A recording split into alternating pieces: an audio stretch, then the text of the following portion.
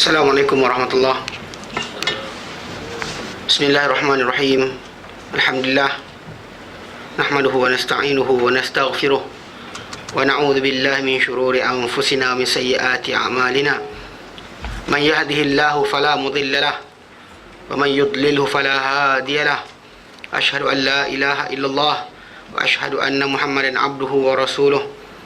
Allahumma salli ala Muhammad wa ala ali Muhammad kama sallaita ala Ibrahim wa ala ali Ibrahim wa barik ala Muhammad wa ala ali Muhammad kama barakta ala Ibrahim wa ala ali Ibrahim fil alamin innaka Hamidum Majid. Amma ba'd.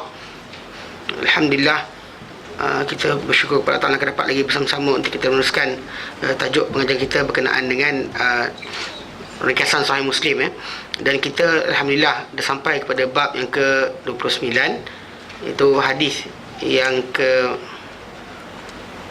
70 sampai ke 70 lah. Hari ni kita masuk 71. Jadi kita ambil pada pengajian kita yang lalu berkenaan dengan tajuk, kita bincangkan tentang dosa-dosa besar. Apakah dosa-dosa besar yang diletakkan Islam sebagai dosa besar. Dan kita peringatkan bahawa sebenarnya dosa besar tadi, ikut terakhir kita baca itu, dinyatakan oleh para ulama bahawa dosa besar ni tadi actually berdasar kepada keadaan apa yang dinyatakan Islam itu dosa besar, dosa besar. Macam Nabi sabda ini dosa besar, kita kira itu dosa besar. Kemudian ataupun dijanjikan dengan azab yang siksaan neraka yang kekal sisi Allah Ta'ala pun itu juga dosa besar. Ataupun juga dikatakan datang dalam Islam batasan-batasan had, hudud. Maksud dia dalam Islam sampaikan Allah Ta'ala berikan satu ruang untuk pemerintah menghukum orang berkenaan di atas kesalahan tersebut. Walaupun sebenarnya kita kata manusia ini hukuman sebenar mereka adalah akhirat. Namun begitu, Allah Ta'ala kadang-kadang berikan beberapa benda, perkara yang dosa tu, kesalahan tu sangat besar dan sangat bahaya kepada masyarakat Islam, sampaikan Allah Ta'ala jadikan pemerintah mempunyai hak untuk melaksanakan hukum ke atas orang tersebut dalam batasan. Contoh macam bab-bab menjaga harta, nyawa, akal, maruah keturunan, agama sendiri. Contoh macam bab murtad, dalam bab riddah, murtad dan mengajak orang untuk murtad, mensyihadkan murtad, maka Nabi kata man badala dinah faqtuluh, siapa yang menukar agama dia maka bunuhlah dia, atau menyekutukan Allah Ta'ala. Itu kita confirm, kita tahu dalam hadis Nabi pun nyatakan itu dosa besar. Kemudian bila kita kata dosa besar juga, contoh macam perkara yang berkaitan dengan akal, merosakkan akal. Mana contoh macam arak, disebat orang yang minum arak. Dan bahkan Nabi SAW nyatakan dilaknat orang yang terlibat dengan arak ni. Mana yang perah ke, yang tanam ke, yang sekian ke, yang hidang ke, tak minum, hidangkan. Jadi jaga-jaga siapa ada asal mara kerja dekat dekat hotel ni, dekat 7-Eleven ke. 7-Eleven dekat kawasan. Mana? Arak? Ada. Ini kalau mungkin 7-Eleven kawasan tak ada. Dia sebenarnya benda ni boleh dituntut oleh penduduk. Kalau contoh macam di Kota Damansara, Seksyen 6 tak ada. Seksyen berapa ada. Dia ada tengok kawasan. Sebenarnya benda tak perlu. Bukannya pemabuk semua kawasan dekat kawasan tersebut. Tapi dia jadi satu trend. Mana tak ada, macam kurang. Itulah dia kena ada. Sedangkan benda tak perlu kan kepada arak untuk mengembirakan orang. Tapi benda tu jadi macam trend, Jadi kerja di pasar raya atau di sekian yang kadang-kadang timbul tajuk, yalah, tolong jualkan arak tu pula. Ini kena ni sikitlah. Kena ambil reminder. Kalau dia kata tuntutan tu dibuat, bahawa benda tu jangan dilakukan oleh seorang Muslim. Atau di kedai 7-Eleven lah, 99 shop tu, kan? Aku sama juga Speed Mart tu, saya nampak. Even actually sekali tu datang ada orang pakai songkok nak beli. Lepas tu budak tu macam, bang, tak apa kau jual. Saya kata dengan dia, ikut undang-undang kau jual pada dia, kau salah. Pasal dia dilarang dijual pada seorang Muslim. Even the cashier tu boleh salah tau. Mana syarikat kedai tu boleh salah kalau dijual pada seorang Muslim. Tapi bila orang tak pakai Islam kat dahi kan, tak tahulah kita dia Muslim ke tidak. Tapi still bila nampak dia ni dah pakai songkok, pakcik dia pakai songkok, dia beli. Walau untuk bos sekalipun. Tu masalah dia. Menghidang itulah. Itu nama dia hidang. Kan? Itu nama dia hidang. Macam saya tengok dulu orang Petronas dulu dekat Yaman je tu. Mana bos dia nak minum, dia kena ambil kan. Mana bos dia Chinese, non-Muslim lah. Kemudian yang pekerja ni kena hidangkan. Ni dosa-dosa besar. Yang Islam ni ada hukuman dia khas. Kemudian berzina, merosakkan keturunan atau maruah pun sama juga. Zina disebat, dan juga timbul rejam bagi orang telah berkahwin.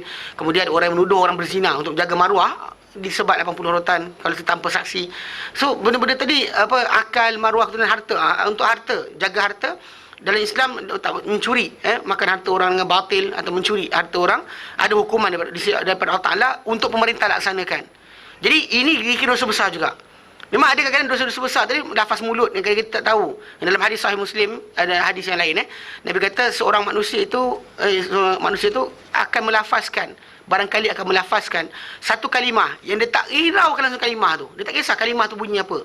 Apa yang dilafazkan tak kisah. Tapi dia menjunam dalam neraka dengan sebab kalimah tadi 70 tahun. Dia menjunam ke neraka dengan sebab kalimah tu je yang dilafazkan. Yang dia tak kisah apa kalimah tu apa. Tapi ada juga orang yang naik ke atas sampai ke tempat yang tertinggi dalam syurga dengan sebab kalimah yang dilafazkan. Yang dia pun rasa tak besar sangat kalimah tu. So, jadi tu sebab kenapa kena jaga. Lisan ni kena jaga. Walaupun kita nampak benda berkenaan nampak macam kecil.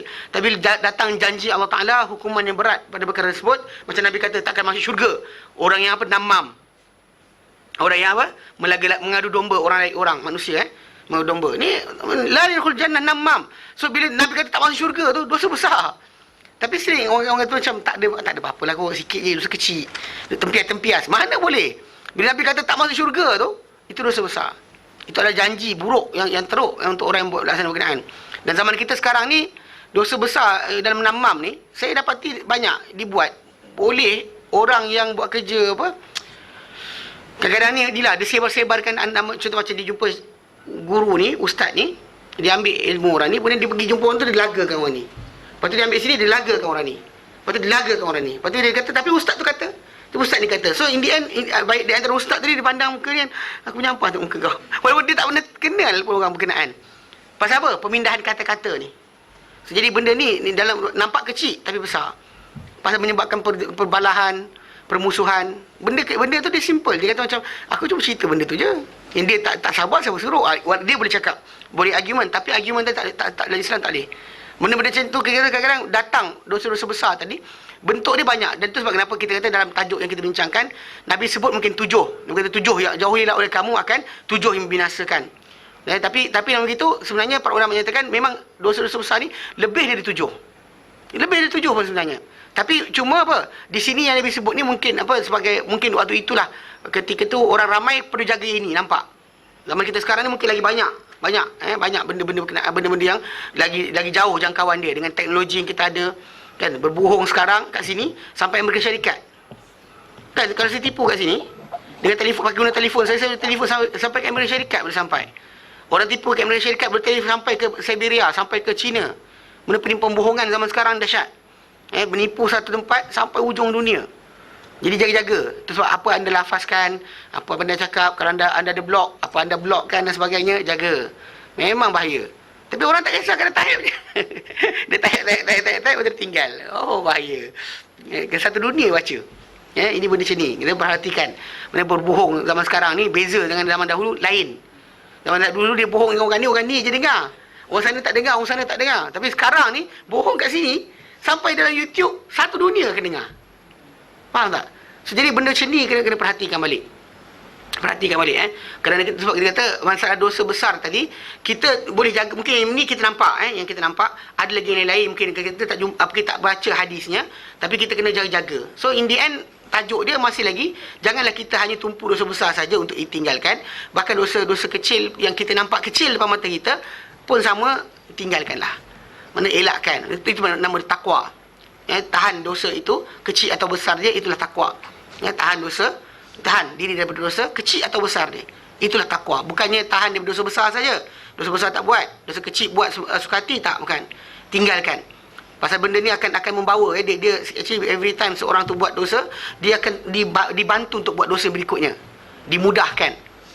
Kan orang kata, fa'amma man a'ta wattaqa. Siapa-siapa yang beriman dan bertakwa. Atau memberikan harta dia, infak harta dia, wattaqa, dan dia bertakwa. Maksudnya dia buat amal ni dan juga hati dia. Dua-dua sekali, jasmani dia dan dalaman dia ada. Amal dalaman, amal luaran, dua-dua buat. Wasaddaqa bil husna, dan dipercaya dengan janji akhirat. Apa janji Allah Ta'ala untuk orang ni? Fasanu yassiruhu lil yusra, kami akan mudahkan mereka untuk yang lebih mudah. Mudahkan untuk jalan ke syurga, mudahkan untuk buat amal baik yang berikutnya. Wa amma man bakhila wastaghna. Adapun orang yang bakhil, kedekut, wastaghna dan tak perlu Allah Taala, tak berharap pada Allah Taala, tak ada rasa keperluan kepada Allah Taala. Wa kadzdzaba bil husna, dan mendustakan terhadap ganjaran akhirat, tak percaya akhirat tu ada ganjaran.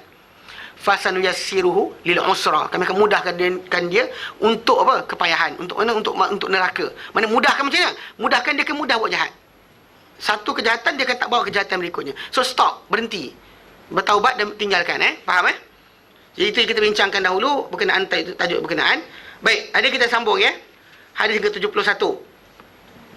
Dan daripada an Abdullah bin Amr bin As, dan daripada Abdullah bin Amr bin As, anna Rasulullah SAW, bahawa Rasulullah SAW qala baginda bersabda, inna minal kabairi syatmar rajuli walidayhi, inna minal kabairi syatmar rajuli walidayhi, sesungguhnya adalah daripada dosa-dosa besar, termasuk dosa besar memaki seorang lelaki itu dua ibu bapa dia sendiri, dua ibu bapanya sendiri. Mana kerana apa? Kerana seorang Muslim dia kata mungkin dia kata kerana memaki seorang Muslim tu memaki seorang Muslim yang tidak bukan mana kalau kita maki seorang manusia biasa ni, orang luar tu, kita salah, tak bagus, tak elok. Allah Taala larang dalam Quran, Allah Taala sebut dalam surah Al-Hujurat, wala tanadha la yaskhar min qaumin qaumun min qaumin asa an yakunu khairan minhum. Janganlah menang hina satu kaum tu pada satu kaum yang lain, memang orang yang pandang hina tadi lagi mulia daripada dia. Wala nisa'u min nisa'in, yang perempuan wanita juga jangan pandang wanita satu lagi hina. Asa an yakunna khairan minhum, memang orang-orang ni lagi baik daripada orang yang mana hina tadi. Wala talmizu anfusakum, yang kamu hinakan diri kamu. Wala tanabadhu bil alqab, yang kamu melemparkan dengan gelaran-gelaran. Kita gelar menggelar. Dia actually orang Melayu ni antara paling kuat, bangsa paling kuat menggelar. Tak tahu kenapa. Dia macam man apa? Mentempe kan. Atau main lempeng. Apa yang tu yang jongos lah dan sebagainya. Dia ada lafaz yang dia associate nama orang berkenaan dan bukan gelaran yang baik. Bukan gelaran yang baik. Bahkan saya ingat dulu salah seorang pengarah bank dekat Bank Tadamun Islamic Bank dekat Yaman tu. Dia ni dia lahir Malaysia. Keluarga dia dulu datuk dia datuk dia dulu bekas mufti Johor. Tahun bila tak tahulah, awal-awal dulu. Daripada keluarga Haddad. Kan Johor kan mufti-mufti dia kan Al-Haddad, Al-Bar, Al-Al. Jadi orang yang kami jumpa ni, dia ni jaga bank. Jadi kami kalau duit sangkut, keluarga hantar, nak pergi dapat kita jumpa dia. Cepat kan, dia orang check lah. Kata lama tunggu. Check tak ada kan. Jadi rupanya dia check, kadang-kadang benda tersangkut kat atas atau depan lagi. Jadi dia akan bertolong lah, cepatkan urusan. Kita jumpa dia. Dia cakap Melayu, 3-4 patah. Masih lagi bercakap Melayu. Lepas dia besar di Malaysia. Bila saya sembang dengan dia kata, dia kata satu benda signifikan, dia kata kenal Melayu ni, dia kata. Dia suka gelau orang. Dari sampai dia pun terikut. Lepas dia kata dia pergi sekali tu, dia dah berapa tahun sebelum kan, tahun 90-an, dia pergi ziarah kubur datuk dia. Pergi kampung dekat ni, tempat dia lahir, pergi kubur. Lepas tu dia pergi kubur tu kan, tiba-tiba ada orang tegur dia. Orang tu tegur dia kata dia pandang tak kenal. Lepas dia balik ke negeri asal dia, ke Yaman, lama dah. Jadi orang terpandang dia macam siapa ni kan? Lepas tu orang tu kata, ni Osman lah. Oh, Osman Lempeng ke? Dia kata, dia ingat gelaran tau. Dia gelar-gelaran. Kadang-kadang kita kata benda tadi mungkin orang tak kisah. Okay, for orang kata for certain period, dia akan dihentikan. Bisa rasa kalau dekat ikut dalam televisyen dan sebagainya pun, Mak Saleh pun sama juga. Kan dia akan orang tu punya nama, dia akan ejek nama tersebut. Maki Islam tak dibenarkan. Ini benda tak elok. Mana bahkan menyebabkan permusuhan, kebencian dan sebagainya. Bahkan kadang-kadang benda tu berlalutan sampai anak cucu pun masih bergaduh lagi sebab benda macam tu saja. Okay, jadi walaupun di sini Nabi kata lagi besar dari itu adalah apa? Orang tu maki bapak dia sendiri.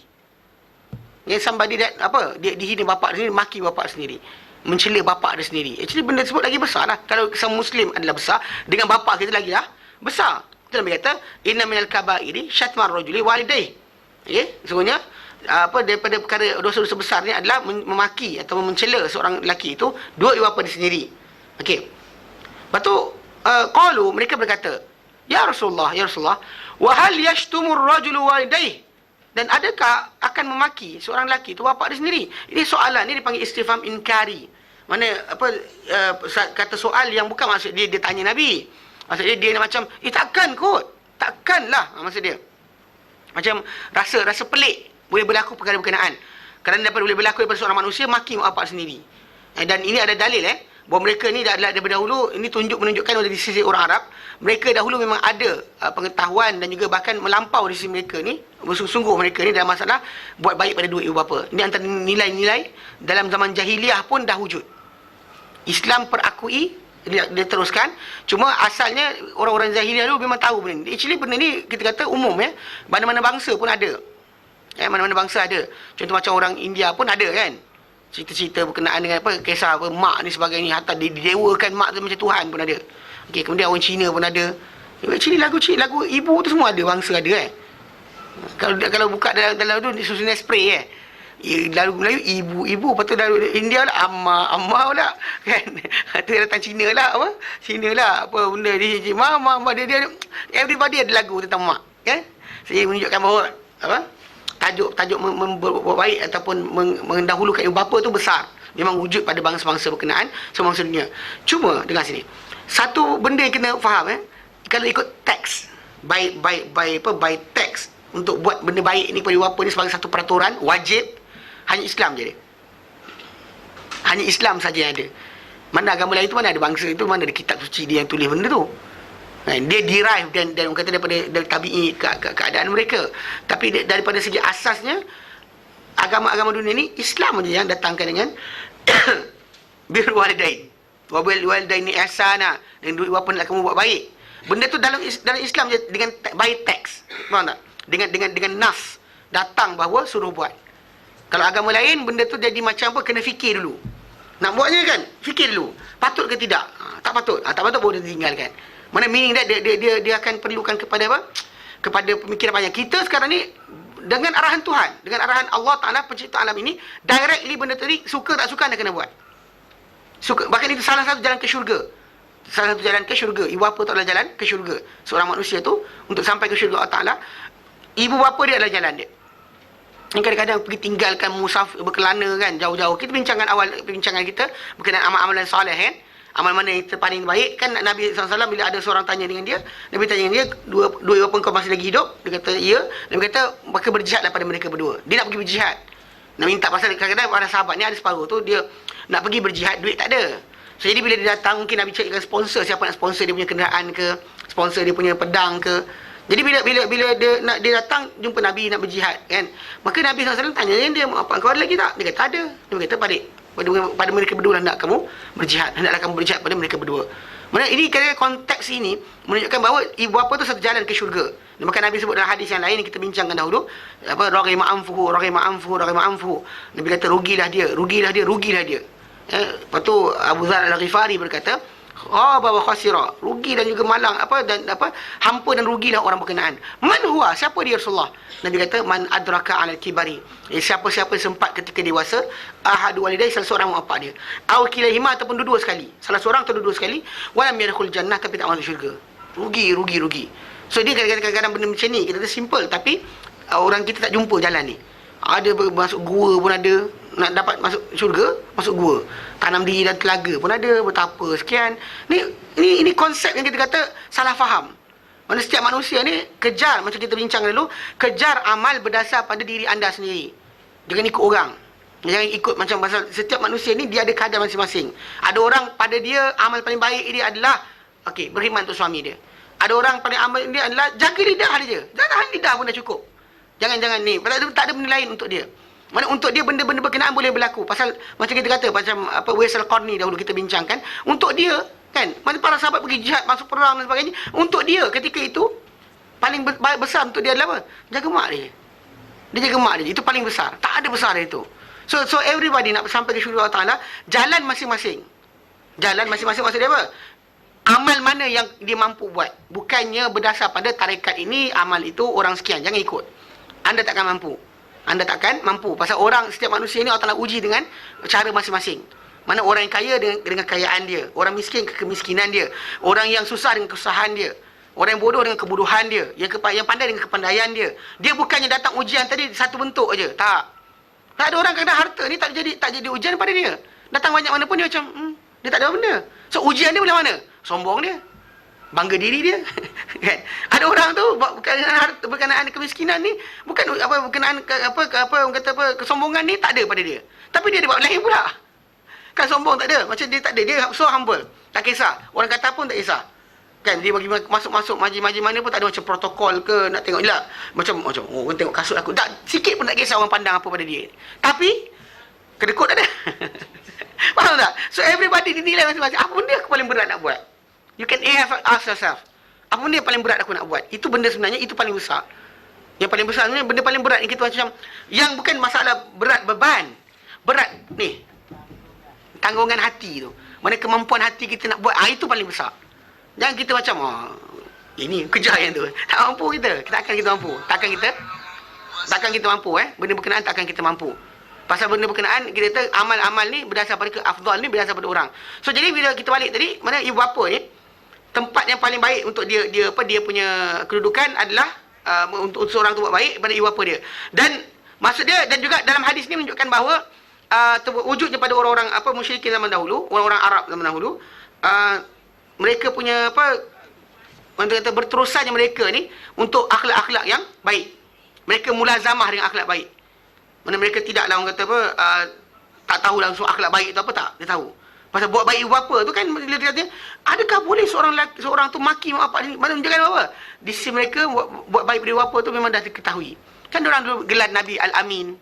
Kan Al-Amin. Pasal dia tahu amanah tu adalah benda baik. Mana bukanlah benda berkenaan satu benda yang tak difahami. Difahami langsung. Direct oleh mereka bahawa benda tu ada benda terbaik.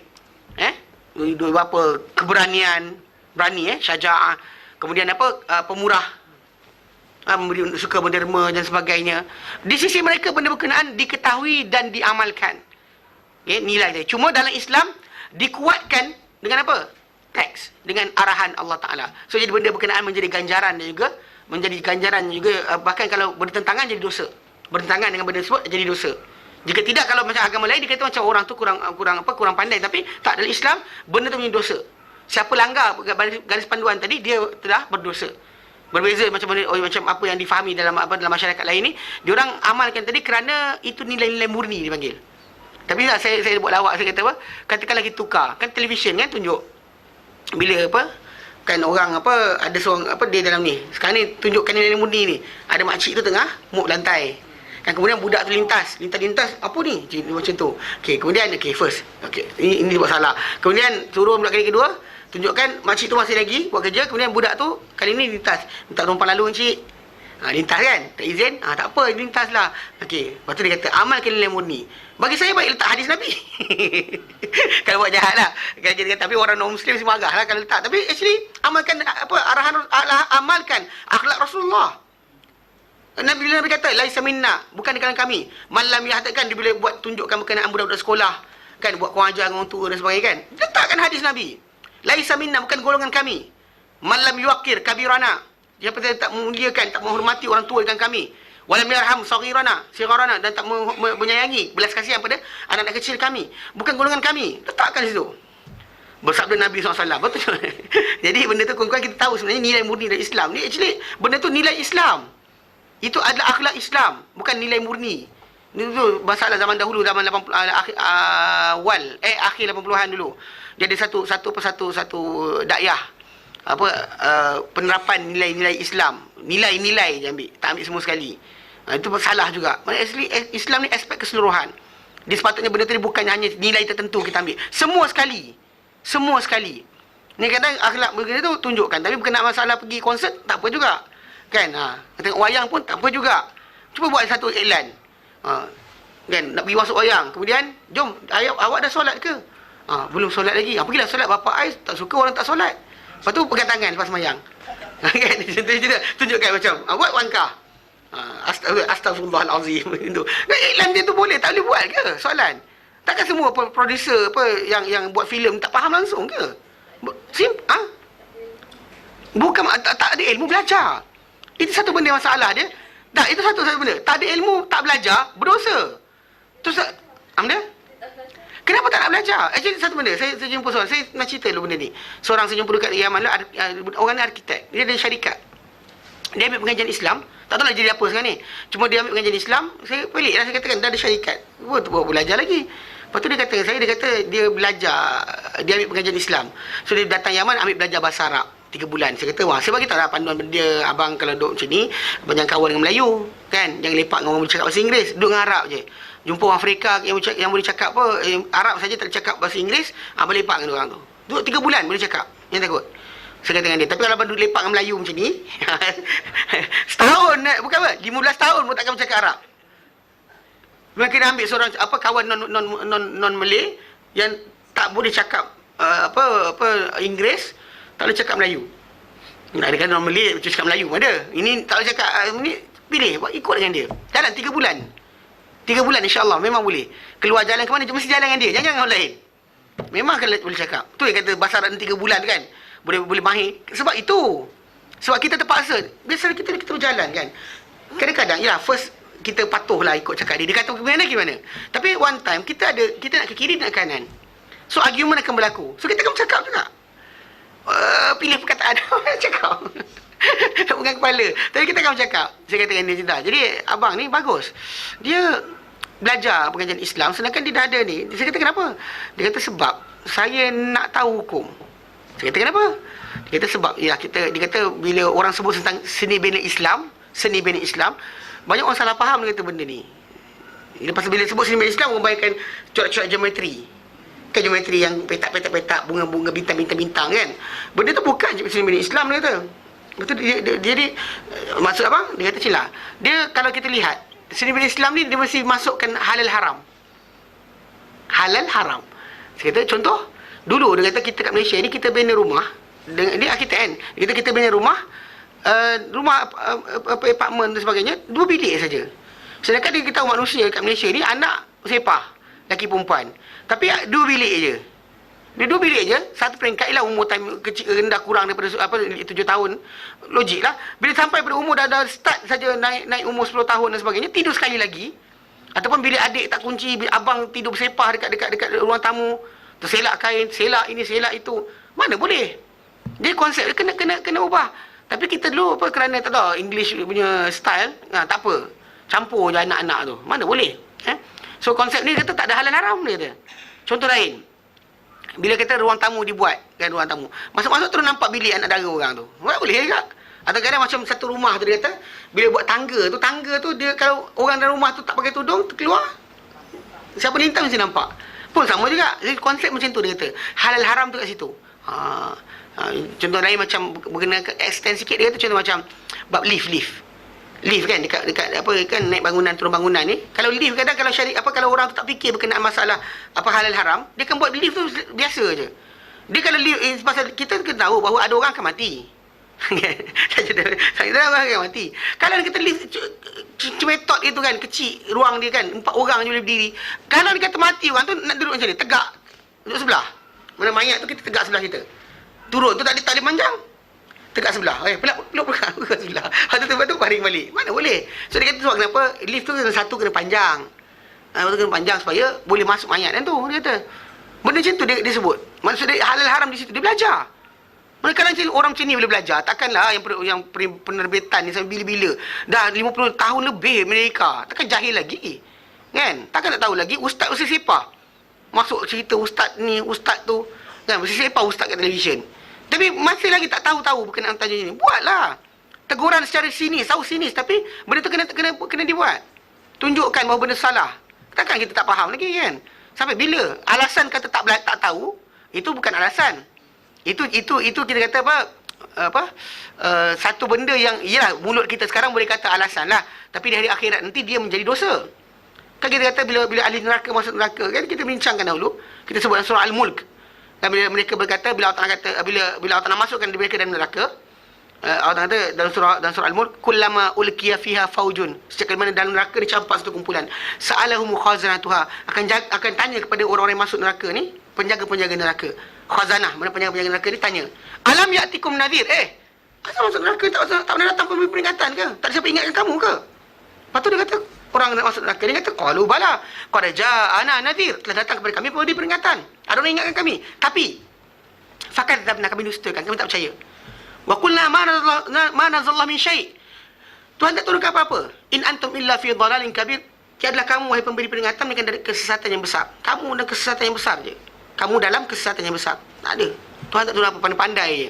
Tapi lepas tu dia kata, wa qalu, dan mereka berkata, lau kunna nasma'u, kalau kami dahulu mendengar, au na'qilu, atau kami dahulu berfikir, ma kunna fi ashabis sa'ir, kami takkan jadi ahli neraka.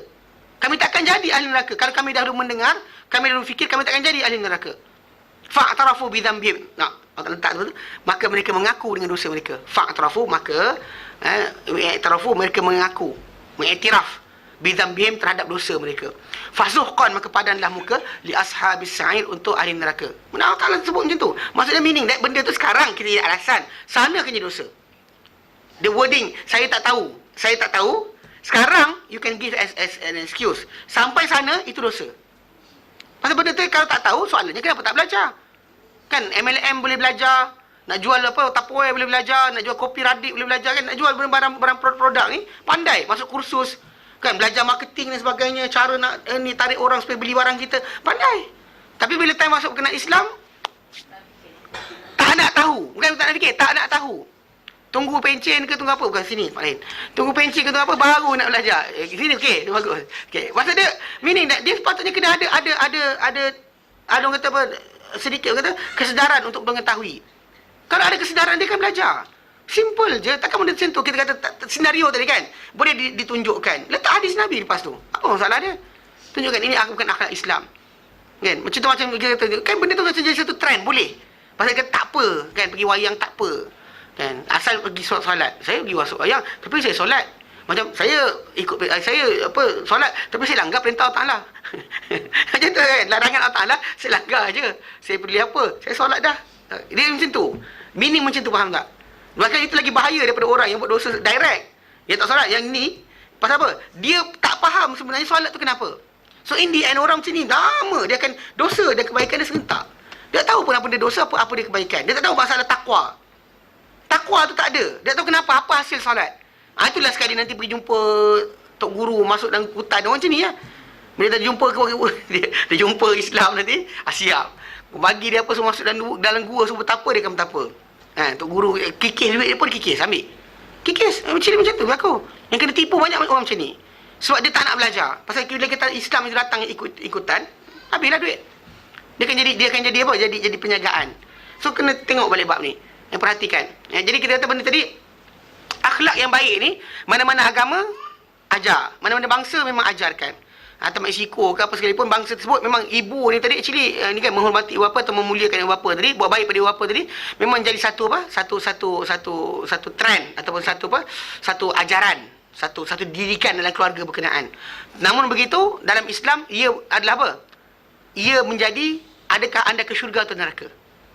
Benda tu hanya setakat nilai kan, nilai murni, nilai akhlak apa, nilai yang baik, moral yang baik. Dalam Islam dia menjadi dosa dan pahala. Bahkan dia menjadi apa? Sebab ke syurga, sebab ke neraka. Besar. Hatta contoh macam kita kata buang sampah kan, orang buang sampah tepi jalan, datang kita alihkan sampah tadi, kita letak tempat lain. Kan kita kata dalam hadis Nabi SAW berkata, imatatul adza anit tariq, menjauhkan benda menyakiti orang di tengah jalan. Benda berkenaan pun iman. Itu adalah pahala. Itu adalah jalan ke syurga kita. Bukan setakat benda jadi macam nilai murni, baik, elok atas nama Islam. Tak. Itu adalah pahala. Anda tidak melaksanakan benda kerana jangan takut bimbang orang kata, tengok nanti kau orang kata Islam apa pula. Tak. Don't do anything like that. Bila kita buat benda kerana manusia, tinggal benda kerana manusia, maka benda tu adalah ditolak oleh Allah SWT. Kena buat kerana Allah Ta'ala. Lillah. Bukan kerana manusia kata. Ni kadang-kadang orang kata, siapa lah macam ni, nanti orang kafir kata apa pada kita. La ilaha illallah, takkan nak buang Islam. Kalau dia kata memang Islam dah ada dalam tu peraturan dia, takkan kita nak kata tidak. Takkan kita kata macam, tak ada jihad ni. Jihad ni tak ada dalam Islam. Zaman dulu yelah. Contoh macam apa? Bab janggut kan. Macam janggut. Alah, zaman dulu yelah Nabi tak ada jilet. Tak ada jilet. Itu sebab Nabi tak cukur. Simple as that. Kan? Kenapa mulut tu pandai kan? Kita kata benda macam ni sering berlaku dalam masyarakat kita. Tak tahu, bertanya lah. Benda kita kata tak nak belajar, tak nak tahu, ignorance. kan, tentang agama yang dia amalkan, dia tak nak tahu langsung. So benda macam ni kita nilai-nilai baik tadi dalam Islam, dosa pahala. Bila orang tu kata macam ni, simpan janggut. Ni tajuk jalan syurga neraka ni. Pasal apa? Buat ini ikut Rasulullah. Arahan Rasulullah. Tinggalkan menentang Rasulullah. Macam tu sekali kedudukan dia. Bukan hanya setakat macam you want to do, buat. Tak nak, tinggal. Tak ada. Bukan macam tu. Nilai ini menjadi apa? Dosa pahala. Menjadi syurga neraka untuk kita di hari akhirat nanti. Faham? So tu beza dia. Kalau ikut agama lain, benda tu sebagai teks apa? Teks ajaran lah, tak ada teks pun. Ajaran turun-temurun. Mana bahkan kadang-kadang mungkin kita buat sebab apa? Sebab nanti orang kata. Kenapa tak buat? Takkan nanti orang kata nanti kan, mak aku baik takkan nak. Dia macam tu. Nak jaga mak apa. Actually one part is good. Tapi lepas dah kita dah belajar berkenaan ikhlaskan diri pada Allah Ta'ala, itu kena tinggalkan. Buat kerana Allah Ta'ala, bukan kerana manusia. Pasal nak cari redha manusia sampai bila? Zaman manusia kita kata macam ni, okey, yang nak kebaikan kita dapat redhakan mereka itu. Zaman dia orang kata tak boleh, dia orang suka benda sebaliknya. So kita nak condongkan Islam ikut dia. Zaman sekarang kan, zaman dulu kalau kita tegas tentang halal haram anak kita. Contoh macam tak nak bagi anak kita keluar, dating dan sebagainya. 20 tahun lepas benda tu mulia, betul? Bagus pakcik tu jaga anak dia. Zaman sekarang kalau kita buat, dia kata apa? Kolot. Tak maju. Ni tak tengok cerita orang putih ni. Tak cerita putih, okey je orang putih, okey je hantar anak dia, kan, dating. Saya hantar kat pasar raya lah. Gila dating kata. Saya bawa faham tak? Kalau orang tu buat, jadilah kadang-kadang ada separuh orang tu tak bercakap. Tak bercakap untuk tegah, tak bercakap untuk larang sebab bimbang orang kata apa? Kolot. Pasal apa? Dah trend. Jadi trend. Mana nak cakap pada anak, jangan pergi buat sekian. Tak nak cakap pada anak, jangan pergi wayang. Sebab apa? Nanti anak kata, orang lain boleh pergi, asal dia tak boleh pergi. Dah siap. Nanti orang kata, mak ni adalah orang yang suka mengkongkong anak. Pula. Dia takut cakap yang tu. So, pergi. Tak cukup duit, ambil pula. Ada popcorn tak? Beli popcorn pula. Ya, faham tak? So, the trend is actually membahayakan. Dia sebab kenapa jangan kita buat benda kerana trend. Kalau ikut trend macam zaman dahulu, orang Cina kan. Kita kata masalah maruah tu jaga. Macam anak-anak mereka kan, macam anak mereka jaga berkenaan masalah hubungan anak dengan orang luar kan, bawa pedang lagi. Bapak aja kungfu pukul orang. Kerana apa? Kacau anak dia, betul? Zaman sekarang ni kalau dia kata anak-anak perempuan ni dia tak keluar sebenarnya, bapak dia kata apa? Pergilah.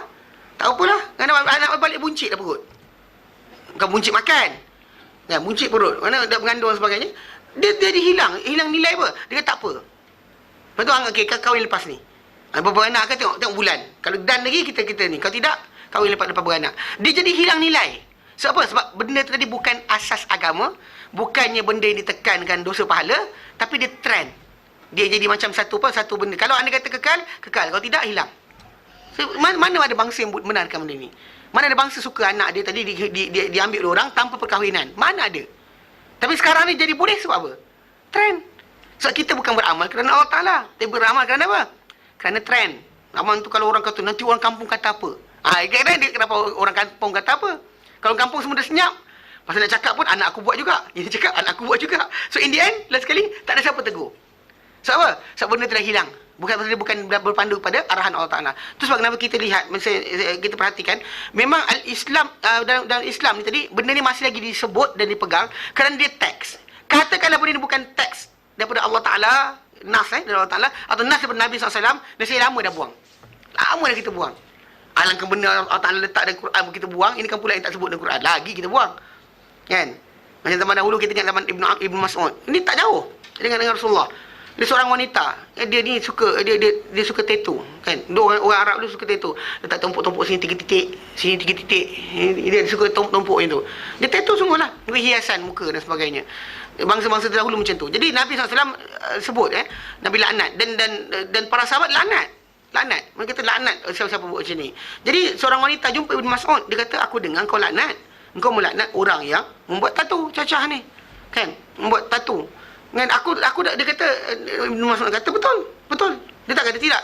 Ibnu Mas'ud kata betul. Lepas tu perempuan tu kata, dia kata aku telah buka Quran ni, aku telah buka satu selai-selai di antara dua lembaran Quran ni, kulit ke kulit, dia kata.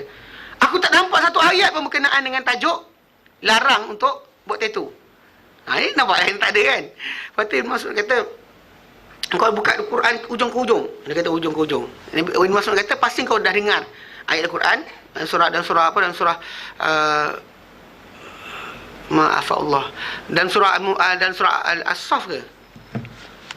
Dan surah Saf kot. Sekejap. Dalam surah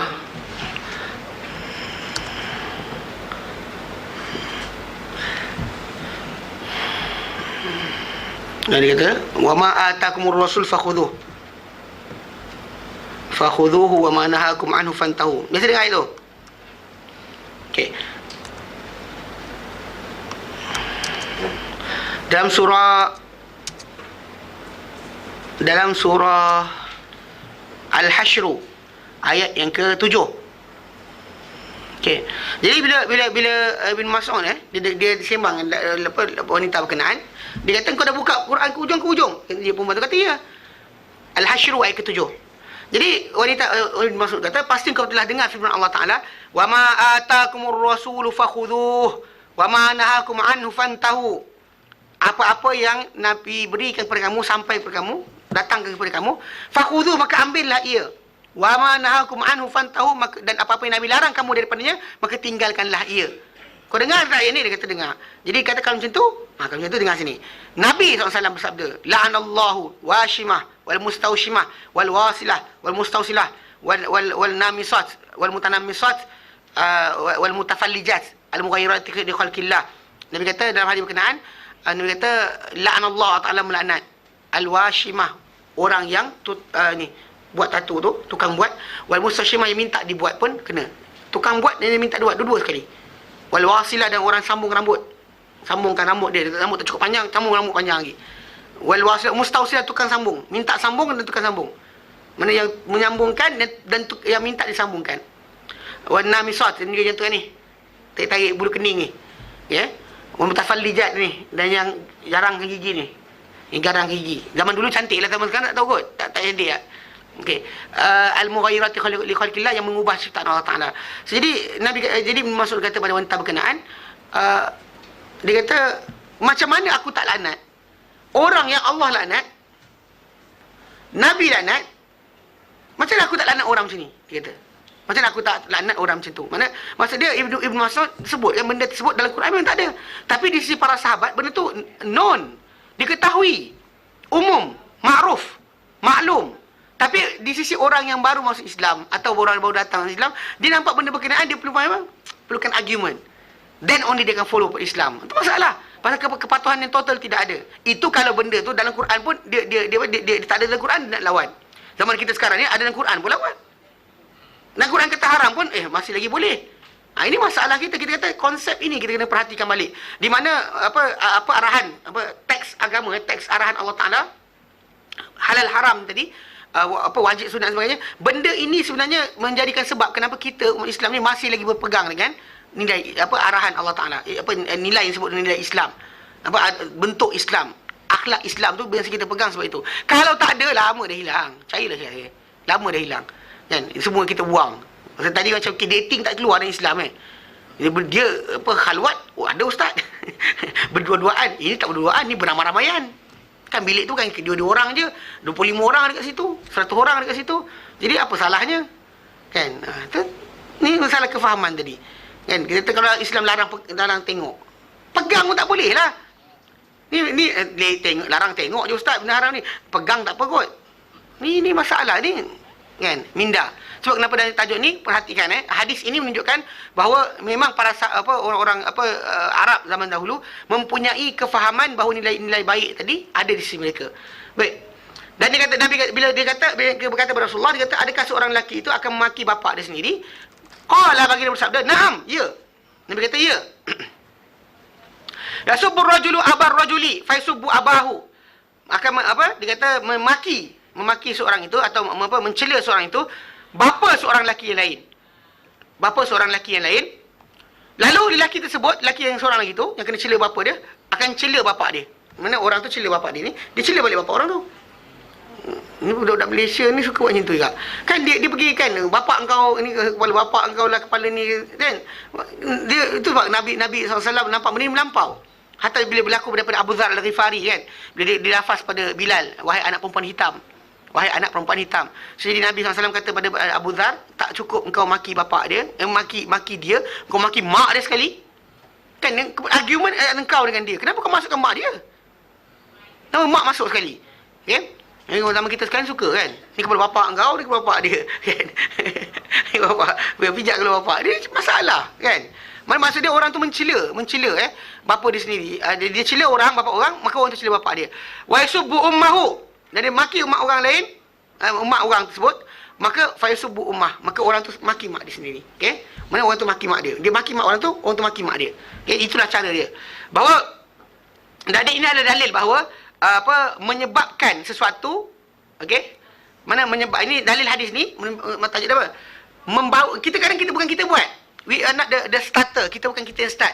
Tapi membawa kepada perkara berkenaan, kita pun berdosa juga. Kita penyebab, kita menyebabkan satu benda yang terlarang, maka di dalam syariat, ia termasuk dalam benda yang terlarang juga. Tak boleh start benda berkenaan. Don't start. Jangan mulakan. Dah tahu benda tu akan jadi, macam tu, maka tinggalkan. Datang kita buat juga. Mungkin itu ada masalah. Banyak perkara. Contoh macam, kita tahu kalau kita buat sombong dengan orang, orang akan masam kita. So janganlah buat macam tu. Mana anything yang maksudnya kita akan trigger, trigger benda tu bawa pada perbalahan, maka haram. Tak dibenarkan dalam syariat. Tahu dah kalau kita parking tempat orang akan marah. Kena parking juga. Kan nanti berbala kita nak pertahankan diri kita. Kita kata Allah bukan sekian. Don't start. Faham tak? Alah, saya parking je. Pasal dia mencarut kat saya. Salah kan? Saya parking je kat tempat dia, kenapa dia mencarut kat saya? Itu one thing lah. Mana maksud dia start tadi siapa suruh masuk kan? Dah tahu tempat orang, jangan masuk lah. Itu simple je. Maksudnya apa sahaja benda berkaitan tadi sebut, jangan buat. Anything. Jangan lintas. Tahu dah kalau lintas itu nanti orang kata, pasal awak lintas rumah saya. Saya jalan je suka hati saya lah. Jangan. Kan? Tahu dah rumah orang tu kan? Jangan kita buat macam tu. Anything yang bawa pada trigger pada benda haram atau benda yang dilarang, maka buat benda tu pun larang. Yang trigger, bukan benda direct, yang trigger. Pasal dalam hadis Nabi tadi, Nabi gelar pada orang yang memaki bapa orang, yang menyebabkan bapa dia kena maki, dia ni telah mencela atau menghina bapa dia sendiri. So you actually trigger, don't trigger anything. Jangan startkan mula benda tersebut. So kalau kita start benda berkenaan, consequences dia, dosa dia kita kongsi sama-sama. Tahu? Kita kongsi sama, kita juga bersalah. Dan kita bagi depan diri. Saya tak buat, saya cuma tunjuk je kan, macam kita tunjuk je anything faham anything trigger berkenaan, maka disekat dengan Islam. Hatta kita kata macam dalam masalah muamalah, banyak perkara macam ni, muamalah jual beli dan sebagainya, ini dilarang dalam Islam, berkenaan dengan masalah macam beli emas, jual emas dan sebagainya. Bila Nabi sekat, dia kata mesti tunai, mesti on the spot, jangan hutang dengan sekian. So bila orang tak dengar cakap, nanti jadi kes. Kan baru ni kan bila kes berkenaan dengan apa, ada syarikat tu dia tak bankrupt, dia dibekukan aset dia. Sebab aset dia tadi emas tak ada, duit orang dia pegang. Tak boleh. Saya jelas sekali, bila dia permainan benda tu, kata mula-mula dia kata kan itu kan akak tanya dengan saya kan, dia bagi kita beli emas dengan dia, nanti dia akan bagi dividen kepada kita, mana keuntungan bulanan lah, tahunan kalau ada, dia inverted comma kalau ada kan. Tapi dia lah yang kelakarnya, first time dia punya, saya tahu dia ada stand, benda tajuk dia kata bagi emas saya kata dapat tak, akak kata dapat. Lepas tu rupanya lepas dia bagi kita emas the first time, second time bila kita nak pakai, kita jual pada dia, the second time kita beli balik emas berkenaan, emas daripada dia nilai yang sama ke atau lebih sikit, dia tak akan bagi emas, dia akan bagi nombor siri. So that time, mana emas yang kita punya tadi, dia akan bagi orang lain pula. Dia jadikan modal untuk ulur kat orang kan, ulur kat sini, lepas tu orang tu bagi duit, ulur kat sini. So jadi in the end, pasal the second time orang tu pegang, orang tu akan dapat ni. Pasal normally bila lepas satu untuk tahap, orang tu akan jual, lepas tu nak beli balik, harga lain dan sebagainya. Kemudian emas tak ada dah, dia akan bagi nombor siri. Dia last sekali tu permainan dia. Dan hasil dia pun jadi sekarang lah. Endorsement datang daripada orang-orang yang hebat, tapi last sekali bankrupt macam tu je, terbeku. Sekarang ni orang tengah sibuk saman. Tu sebab kita kata trigger. Apa yang trigger pada benda berkenaan, namanya larang, jangan buat lah, tu je. From the start. Pasal perjanjian benda berkenaan ada gharar, ada kekeliruan. Kekeliruan tadi membawa kepada masalah. Masa kita bincang tu, saya kata ini jual beli ke perniagaan? Kalau jual beli, investment macam mana kan? Pasal barang tu kita dah ambil, emas kita pegang, betul apa salah jadi kita terikat dengan dia. Tu jadi ke situ lah konsep ni. Zakat ni tak ni lagi, ni terkecoh sekarang ni. Pasal benda tu dibekukan, pasal transaksi dia orang ni dia jadi money laundering. Dia jadi money laundering sebenarnya. Pasal dia ambil duit orang kan. Dia letak kertas je. Tu duit tu dia pakai, dia pusing, dia putar-putar dalam masa pasaran, dia masuk forex, dia masuk sekian, dia untung kat situ. Bukan untung emas pun. Emas limited. Emas adalah limited.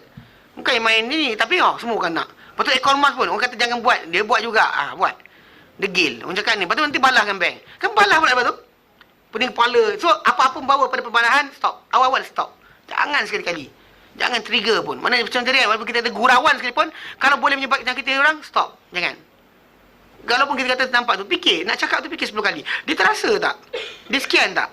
Mana kita kena, kan tak kena orang, kita gurau kasar. Kan? Kita kata, tapi ini perangai saya nak buat macam mana? Ada buat macam mana pula? Kan? Dan saya punya perangai macam tu. Kan? Saya memang macam ni. Ya, saya macam tu. Tapi orang punya hati yang tak fikir. So, konsep dia, apa-apa boleh sakiti orang, membawa pada masalah, so stop awal-awal. Itu tajuk dia. So, jadi itu Nabi kata, orang yang maki bapa orang, maki mak orang, dia sedang nak menunggu untuk apa? Maki bapak dia pula. So, dia trigger. So, dosa atas dia. Sama. Orang tu berdosa juga. Tapi dia dapat dosa. Dosa besar. Kerana apa? Menyebabkan perkara tersebut berlaku. Dan dia kata apa? Dan dia menjadi hujah bagi siapa yang melarang jual beli anggur, dan bagi siapa yang membuat arak daripadanya. Siapa yang perah anggur untuk jadi arak. So, jadi kita jual anggur pada orang berkenaan. So, stop. Termasuk juga macam-macam lah. Macam jadi kes. Ada saya ditanya dulu soalan perkara ni berkenaan dengan tajuk orang buat botol kaca untuk syarikat. Dia jual botol. So, jual botol. So, lepas tu botol tadi dijual, orang beli. Lepas tu orang tu masukkan dalam dalam botol tadi arak. So, dia berdosa ke tidak? Lepas tu saya tanya balik soalan dia, adakah dia tahu syarikat tu syarikat arak? Dia kata tahulah. Jadi kalau kita tak menjaga situ, nanti orang lain masuk. Dia main sentimen tu pula. Nanti kalau kita tak masuk penjagaan tadi, ini syarikat kita, syarikat Bumi Putra. So, jadi kalau kita tak menjaga, itu masalah lah. Maksudnya kalau ada yang kata, orang tu syarikat kilang kaca kan, syarikat kaca. Dia boleh buat benda lain. Buatlah kaca-kaca tingkap ke, kan kaca pintu ke. Kan lebih halalkan kaca tu kepada kaca botol lah. Kan botol tu jual pasal apa? Kalau FNN buat jual air oren biasa, tak apalah. Ini jual pada Guinness Stout kan. Guinness ini. Lepas tu kemudian syarikat benda lah syarikat arak ni. Sudah tahu dah pergi jual dia apa. Mana halalkan. Kita kata kalau tak pun haram direct, dia dah syubhah. Pada tanpa kita sedari, kita membantu dia. Mungkin kalau tak jual, dia tak dapat pasarkan arak pada bulan berkenaan dengan jumlah yang besar. Kurang sikit kuantiti. Tapi kita bagi dia botol, maka botol yang kita bagi tadi menyebabkan dia dapat salurkan benda berkenaan dengan mudah. Konsep dia gitulah. Perhatikan balik. Jangan kita mudah-mudah. Dan menghalang penjualan baju yang sutra bagi sesiapa yang makainya sedangkan ia tak halal. Mana orang kita tahu orang tu lelaki kan, macam kedai-kedai kain nampak orang tu kata kita ni muslim, kita ada kedai kain. Lepas tu kita jual sutra. Lepas tu kita nampak orang ni jenis memang dia akan pakai. Dia akan pakai. Bukan dia bagi bini dia pakai, dia nak pakai. Oh ni baju batik ni cantik juga ni kalau jalan pergi rumah kahwin. Dia suka kan. Dia trend kan baju batik sutra. Tahu dah orang pakai, jangan jual dia. Tak rugi pun tak apa, tak ada masalah. Ini hujah berdasar pada hadis ni, mana apa yang trigger pada berikutnya kita sekat. Mana kita kata pasal kita tak nak menjadi orang penyebab kepada orang buat dosa. Pasal orang tu berdosa dengan sebab kita. Kan tadi kan kita maki bapak dia maki bapak kita, dia berdosa. Tapi kita sebenarnya dosa kita 2 kali ganda. Sebab kita kita trigger benda tersebut. Kita yang memulakan. Ya. Dan dia adalah satu pendapat di para ulama dan di dalamnya adalah hujah bagi Imam Malik di atas kaul yang menyatakan sadduz zara'i. Ini maksud dia menyekat perkara-perkara yang membawa kerosakan yang besar. Kadang-kadang benda tu simple. Contoh macam budak lelaki dengan lelaki. Kita ada dapat laporan, contohnya orang tu kata yang ni dengan ni ada masalah. So kita kata kan zaman sekarang ni pelik kan, diorang sekarang ni dekat Malaysia ni, dekat dalam dunia ni sedang cuba untuk terapkan gay tu tak apa. Mana lelaki kahwin lelaki tak apa. Mana sekarang ni dia cuba tekankan, nak masukkan juga dalam nilai masyarakat kita, nak masukkan juga. Benda tu haram. Mana benda tu yang ada tu 0.01% sahaja. Tapi dia nak jadikan benda tu trend biasa. Melalui filem dia masukkan. Melalui filem jantan dengan jantan dan sebagainya. Kemudian dengan ni dia cuba masukkan nilai tadi. Yang cenderung dia masukkan bersekudukan, berjaya. Kan dia hantar Tris Company kan. Cerita Tris Company tu kan benda orang Melayu kita tu tengok cerita TV3 buat kerja ni. Dia tayang cerita berkenaan. Dan kan seorang lelaki, 2 perempuan tinggal satu rumah. Tak apa, tak berzina pun. Kan? Dia macam adik-beradik, like brothers and sister. Oh, kan? Jadi jadi benda tu dimasukkan dalam masyarakat kita, kemudian masuklah cerita zaman apa? Cerita Friends. Apa sama juga dia bawa masuk. Mana tak apa, dia sumbat kan. So in the end sama sekali dia yang jadi sekarang ni. Yang kita sekarang ni hasil yang dulu. Jangan kita kata macam mana tiba-tiba kerja macam ni. Tak, apa kita tengok, apa kita dengar, apa disuap pada kita dari segi masalah bacaan dan sebagainya, ini jadikan kita siapa sekarang. Itu jadikan masyarakat kita macam tak sensitif. Tak pandang benda tu dosa, tak benci pun. Biasalah. Kan artis tak kahwin kan, beranak pinak, buncit-buncit pun. Biasalah. Kan, trend. Kan, ini kan moden. Kan, apa dekat barat, Hollywood pun banyak. Malaysia pun kena ikut juga. Kata. Ini konsep yang kata salah. Sebab apa? Disumbatkan. Jadi macam tu kita kata, kadang-kadang apa benda tu sekatan. Kalau kita nampak benda tadi, sampai jadi kes tu. Ada kawan saya cerita. Dia kata, diorang tu budak-budak ni duduk luar negara. Kadang ada perangai tak senonoh pun keluar jugalah seorang dua orang. Jadi menjadi kes, ada kes laki-laki dan sebagainya. Lepas tu bila nak sekat tak boleh. Sekat tak boleh. So in the end digunakan apa inilah. Dia cakap pada dua orang, budak tu hujah lawan kawan saya. Dia kata, mana ada kami sekian, kami jajaran je. Macam inilah dia kata. Ini dipanggil saduz zara'i. Islam panggil saduz zara'i. Mana ada kerosakan besar, sebelum jadi yang besar, kita sekat yang kecil. Walaupun korang dua orang ni laki-laki, tapi kalau korang buat apa-apa, akan menjadi masalah. So aku sekat korang. Lepas tu budak dia kata, nak daurat. Jadilah, payah sangat, korang jalan lagi aku pukul. Ini jadi kes. Mana macam tu sekali. Mana saduz zara'i ni benda kadang-kadang halal. Dan tajuknya halal. Tapi, kena sekat. Kerana apa? Kerana apa akan jadi berikutnya? Apa berikutnya tadi akan merosakkan, maka kita sekat awal-awal. Jangan bagi ruang pun. Ini digunakan oleh Imam Malik dan tajuk ni. Dan dia ada salah satu, dia seperti firman Allah Ta'ala dalam surah Al-An'am ayat 108. 108 surah Al-An'am. Allah Ta'ala nyatakan, A'udzubillahi minasyaitanirrajim. Wala tasubbul ladzina yad'una min dunillah. Dan jangan kamu maki orang-orang yang menyeru selain daripada Allah Ta'ala. Fasubullaha, maka mereka maki Allah Ta'ala pula. Kamu maki mereka maki Allah Ta'ala balik. Kamu cela mereka cela Allah Ta'ala balik. Ni bahkan itu kena jaga. Kadang-kadang saya tengok ada ustaz tu, apalah bodohnya diorang sembah macam ni. Dia sebut macam tu. Dia wording yang dia gunakan. Kita kata salah kerana tak betul. Akad gunakan bahasa yang kita kata bodoh, tapi tak kata bodoh dengan direct. Kurang bijak, tak pandai, tak logik. Gunakan macam tu. Jangan gunakan macam bangang. Kan? Bangang benda ni. Bodohnya sembah benda sikit-sikit. Lafaz itu bagi peranan. Pasal kadang-kadang orang takkan maki. Bukan maki kita. Maki Allah Ta'ala. Dia maki apa? Maki Allah Ta'ala. Bukan maki kita. Dia maki Allah Ta'ala. Jadi kata, lalu mereka maki Allah Ta'ala adwan. Dalam keadaan memusuhi. Bi ghairi ilmin, dengan tanpa sebarang ilmu. Surah Al-An'am ayat 108. So the same thing.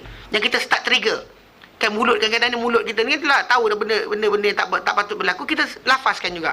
Benda tu jaga Ni bahaya lidah bahaya lidah besar. Walaupun kita tu berpapatan tangan, lidah kita. Okey.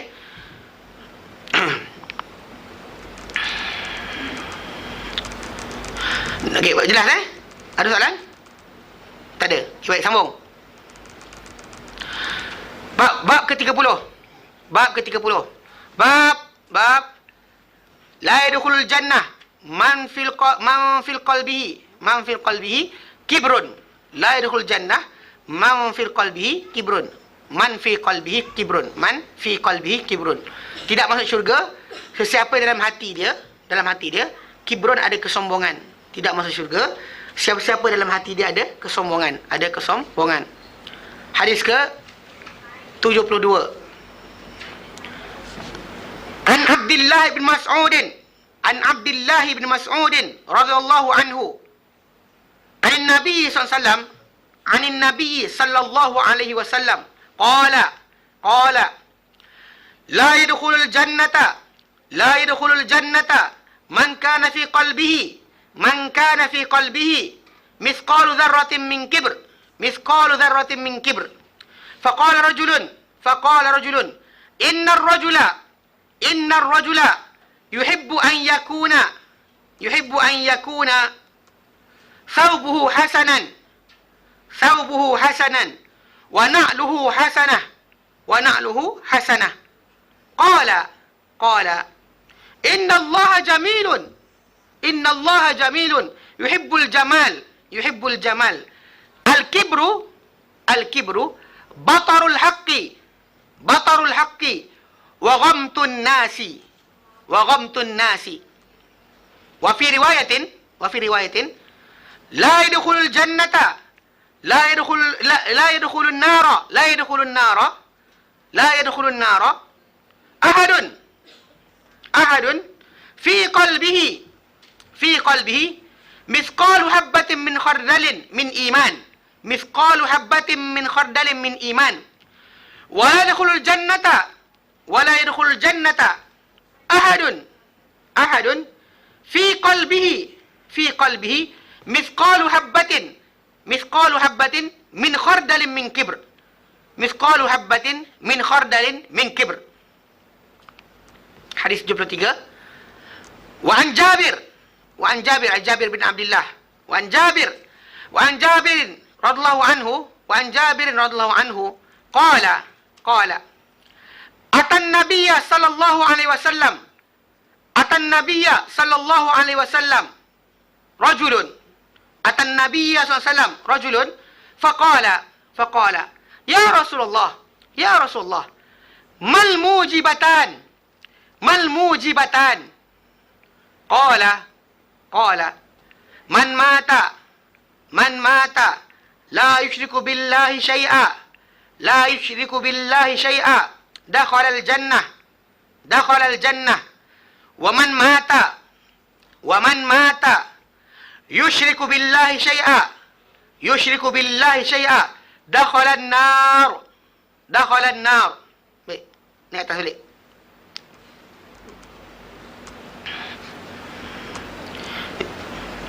Bab tidak akan masuk syurga, tidak akan masuk syurga sesiapa yang dalam hatinya sebarang ada kesombongan, ada kibr, kibr.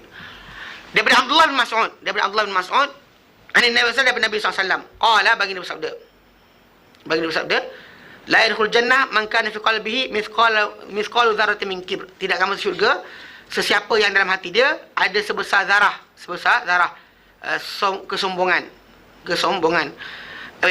Kibr ni apa? Sombong ni apa? Kibru wal kibriya. Al-kibru wal kibriya. Ni dia kata nama terbitan, okey. Al-kibru wal kibriya. Dari segi bahasa, ia maksud dia adalah kebesaran atau keagungan.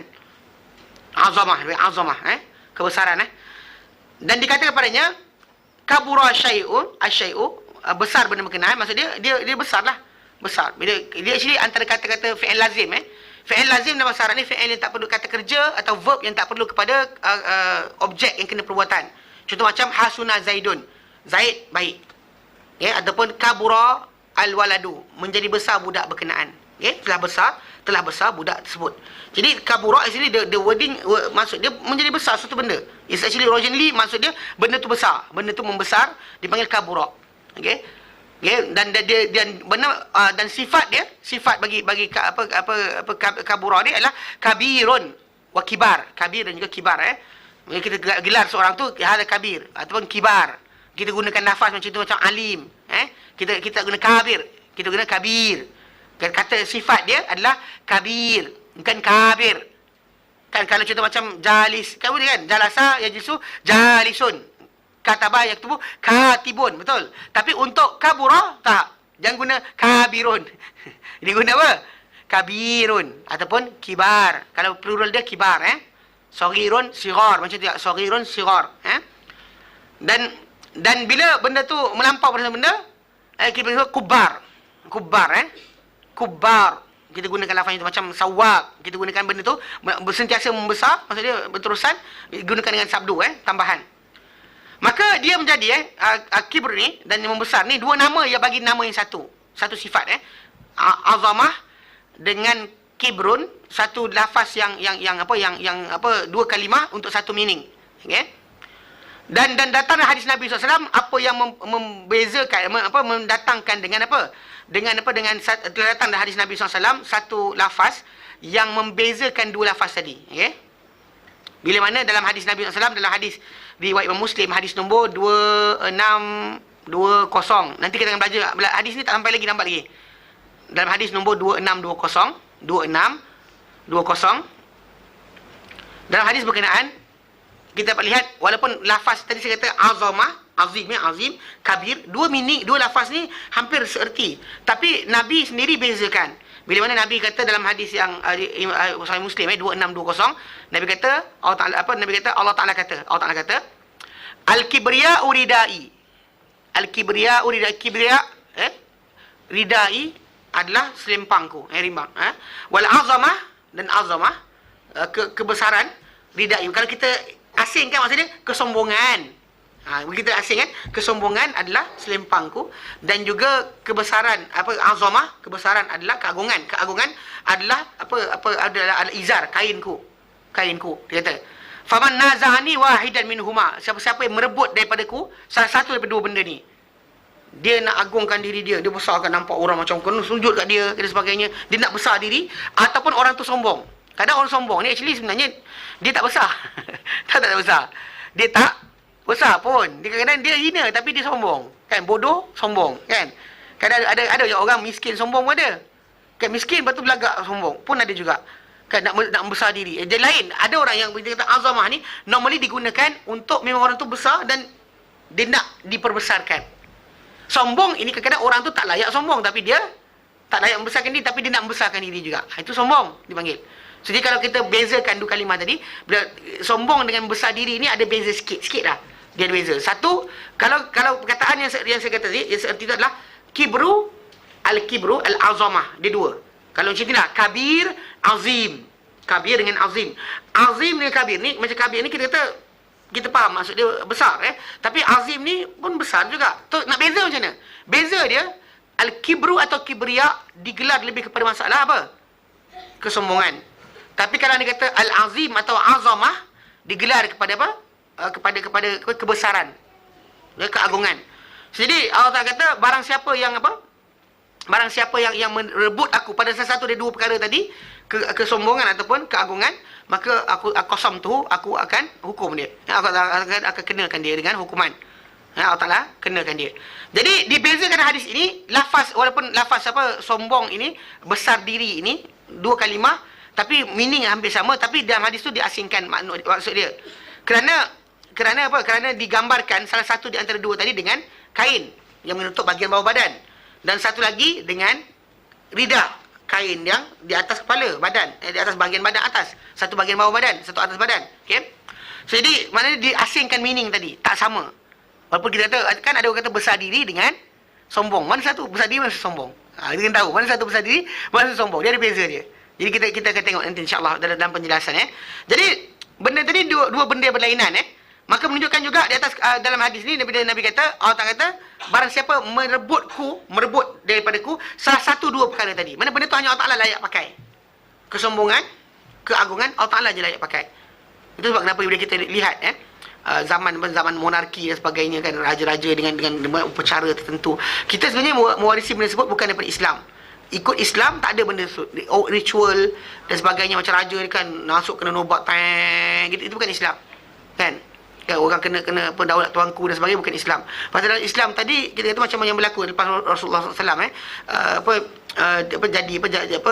memerintah, dan para sahabat ganti Rasulullah lepas tu, mereka tetap penghormatan diberi kepada raja tadi, kepada khalifah yang memerintah tadi diberikan, tapi tak sampai pada penganggungan. Penghormatan ya, apa dia cakap patuh, tapi agungkan dia tidak, kan? Jadikan dia macam ni, tapak kaki dia yang bijak. Macam orang Cina, raja dulu dahsyat. Diorang baca, kalau siapa tengok cerita The Last Emperor in China, kan, tahi ataupun najis, buruk lah, tapi nak kena sebut jugalah najis. Raja Cina tu, Maharaja Cina tu, dia budak lagi. Bila lepas dia buang air tu, ni dia punya sida-sida ni, kan, dia punya penjaga ni, duk ambil seorang-seorang, cium wanginya. Ya, tak tahu dah kenapa. Pasal diorang masalah apa? Pasal pengagungan tu sebenarnya timbul sebab apa? Sebab warisan daripada agama-agama, faham-fahaman yang menyatakan raja ni keturunan Tuhan, descendant of God. Dekat Jepun ke, dekat India ke, dekat China ke, dia kata descendant of God, mana keturunan Tuhan. Then because of that, dia agungkan. Langkah tak boleh sekian. Tu masalah dia. Jadi kita kata macam dalam masyarakat kita, kesan yang Hinduism tu ada lagi. Itu sebab kenapa kita masih lagi ada. Sedangkan macam raja tadi, penghormatan diberikan dan sebagainya. Apa dia kata kita dengar. Itu hak yang kita kena tunaikan pada dia. Tetapi untuk kata kena guling-guling dekat depan dia tu, tidak sekali-kali. Okay. Dan sekiranya benda satu, kalau benda tu bukan kalau benda tu hanya satu saja, kebesaran dan keagungan dari satu bersama. Dan saya Allah Taala kata, faman nazanihi, siapa-siapa yang merebutku akan benda berkenaan. Satu je. Jadi dibezakan. Okey. Jadi daripada bentuk ni kita faham bahawa arah kibria ni atau kesombongan ni dipanggil sebagai apa orang tu menyombong, mutakabbir. Okey. Kerana itu apa ditafsirkan kibr ni, Nabi tafsirkan dengan lafaz berikutnya, batarul haqqi wa ghamtun nas. Batarul haq, menentang kebenaran, wa ghamtun nas, dan juga mandang hina pada orang lain. Mandang hina pada orang lain. Macam kita ada kelebihan, kita pandang hina pada dia. Pandang hina pada dia, bukan besar, pandang hina pada dia. Itu beza. Macam besar diri ni, kita besar diri, kita rasa seronok orang puji kita tu je. Tapi tak, kita ada extend dia, yang kibr ni tadi lebih teruk daripada azamah, membesarkan diri. Dia adalah bentuk di mana orang tu tadi dia rasa, orang tadi kan kena tunduk dengan dia. Dia cakap kena ikut. Dia macam orang tu tak ada nilai langsung. Kata-kata dia tak ada nilai. Itu sombong. Itu sombong. Nabi terjemahkan dengan maksud berkenaan. Maka orang-orang yang menyombong dia kata jadi maksudnya mereka memandang hina pada orang ramai. Lalu disebut bahawa mutakabbir ni, dia ni ada yang menyebut bahawa mutakabbir ni, ya orang mutakabbir pada diri ada kibr ni, sombong ni, dia adalah kadang-kadang pada dia kata di sini fadzakara mutakabbir alaihi wa wal haqqu awil khalqu wal azwatu la taqtadi dzalika. Okey. Dia kata jadi kesombongan tadi macam tu. Maksud dia bila pandang orang, dia akan nampak orang ramai rendah daripada dia dari segi masalah apa dia ada, ataupun orang ramai punya pendapat pun tak betul, dia je betul. Dia je betul. Itu maksud sombong lah. Kalau orang kata asal nak menang berdebat pun kadang-kadang sombong jugalah. Kan kita salah, cakap salah lah. Tapi kalau kita belajar dalam perdebatan, kena menang. Kau salah pun kena cakap. Dulu macam kat sekolah, cikgu suruh buat debat. Lelaki dengan perempuan. Macam ni. Perempuan bekerja, perempuan duduk rumah. Mana lagi baik? Ya, dia buat itu. Dia berdebat. Jadi, duduk nak menang. Yang salah pun kata betul juga. Sama-sama je, ngarut. Yang baik kumpulan lelaki, kumpulan perempuan duduk sekali sama. Tapi konsep tadi kita perdebatan. Jadi, macam perbahasan ilmiah lain. Perbahasan ilmiah, di mana orang tadi, kita kata ada dalil, orang tak tahu dalil, kita sampai pada dalil yang dia terima, bagus, tak ada masalah, saling bertukar-tukar pendapat lain. Tapi kalau kata kita nak dia ikut cakap kita, sedangkan kita tahu kita salah, tapi kerana kita lagi betul, kita lagi lama, kita lagi seniority dan sebagainya. Dia kes macam inilah, seniority menyemain peranan. Macam di Malaysia ni, kadang-kadang kan dulu kat depan golongan tua, golongan muda, tu seniority tu. Katanya golongan tua tu kan. Kan hadis Nabi lah. Ya, hadis Nabi. Betul keluar apa? Tapi. Betul lah hadis Nabi tu. Tapi, maksud dia sekali hadis Nabi duduk mana? Mungkin golongan muda tadi kan, golongan tua tu dah lama dah beramal. Tapi golongan muda datang bawa ilmu tadi. Hadis Nabi, kalau hadis Nabi sabda kan ikutlah. Kenapa nak berteging leher juga nak menang kan? Problem. Jadi masalahnya apa? Itu yang dia kata sebagai sombong. Yang definisi sebagai sombong. Sedangkan membesar diri, azamah ni, tidak memastikan orang tu tadi macam tu. Okay? Kerana apa? Kerana orang ni, kerana orang mutakabbir ni diperhatikan, dia menenggakkan diri ke atas orang lain. Dengan sebab apa? Kesempurnaan yang dia ada, ilmu dia ke, kedudukan dia ke, tubuh dia ke, harta dia ke, dia akan rasa dia lagi orang lain bawah dia. Sedangkan dia kata pada apa yang dilihat, orang lain tak pandang dia. Dia rasa macam tu. Sedangkan orang yang diagungkan, dia merhatikan diri dia sempurna tanpa dia melihat pada orang lain. Dia tak pandang orang lain pun, dia tengok diri dia je. Syok sendiri, dia syok sendiri. Dia tak ada tanpa menjatuhkan orang lain. Dia rasa diri dia bagus dan sebagainya. Okay, tak ada rasa diri dia rendah. Okay, jadi orang yang muazzim ni, dia memperhatikan kesempurnaan diri dia tanpa dia meninggikan orang lain. Okay? Dan orang yang muazzam, yang membesarkan diri, boleh kita bayangkan dengan ujub. Tahu ujub? Orang tu dah takjub dengan diri sendiri. Macam, wah, aku hebat lah.